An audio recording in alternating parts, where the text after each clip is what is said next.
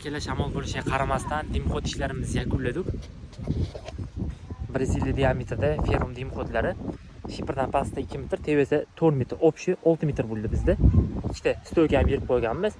Bu ikkita yo'lni ushlab beradi, bunisi old orqa qilib ushlab turadi. Va shaytonlardan chiqarib qo'yganmiz. Bu tomonni ham va bu tomonni ham. Pastlarga bir qo'l germetik urib qo'ydik.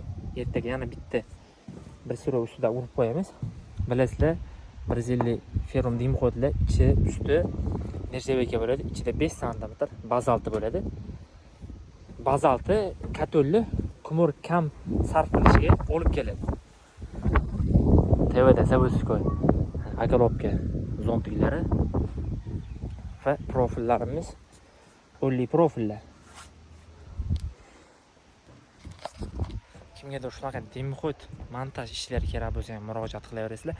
Agar videomiz manfaatli bo'lgan bo'lsa, like bosib, shunaqangi videolarni o'tkazib olmaslik uchun podpiska bosib qo'yish esdan chiqmasin. Hammaga rahmat.